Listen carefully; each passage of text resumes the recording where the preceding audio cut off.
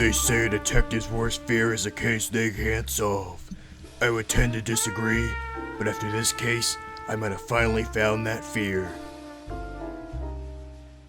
I spent 20 years on the force, and I've seen it all. Loitering, murder, public displays of affection, drug busts, and even, oh god, filing taxes. But this case may top them all.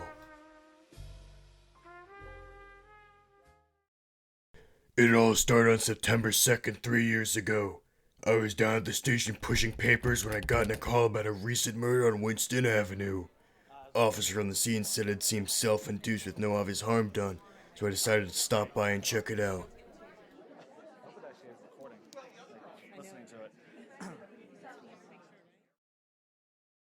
Once at the scene, I'd gone to investigate the body, but since the rest of the examination team hasn't gotten ready yet, I let the photographer do their work, then I did mine.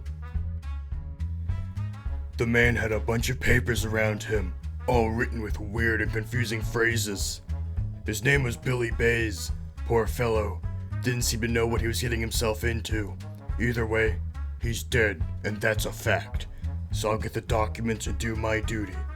After putting on my gloves as to not tamper with the documents, I had picked up the questionable documents and placed them in their appropriate containers to make sure that they wouldn't be altered from transfer. I also made sure not to move any part of the scene so that it could stay as accurate as possible for the other investigators.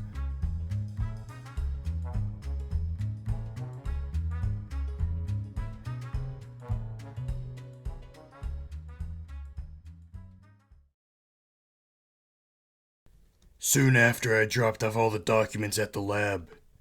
My good pal Dank McGruffin is the head examiner over there.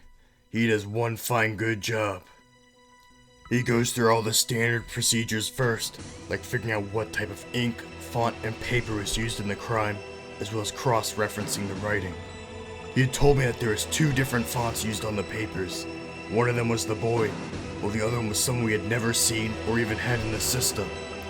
Seven has also taken microscopic observations of the papers as well as DNA samples to see if we can trace back to whoever the second person is, but so far, no luck.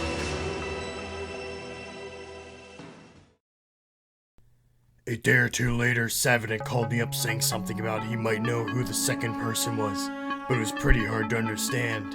All I heard was ripped papers, salami subs by the bay, and LP. Wait. LP.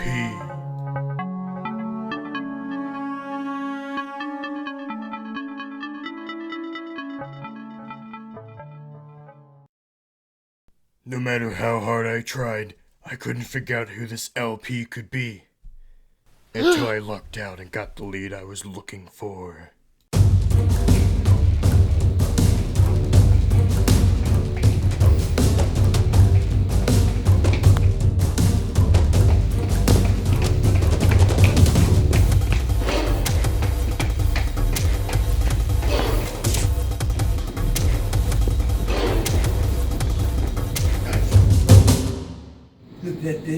Pepe? You're the murderer. No. Tell it to the judge. Maybe I'll find out who killed Billy Bays after all.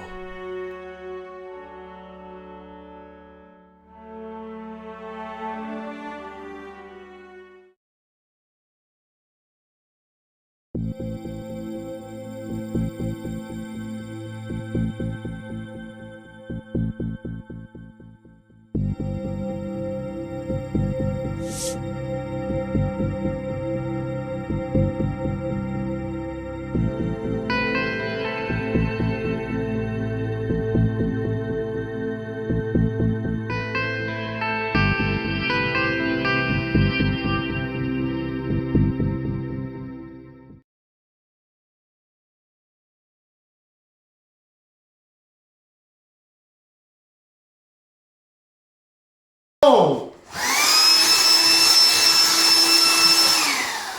I'm just baking.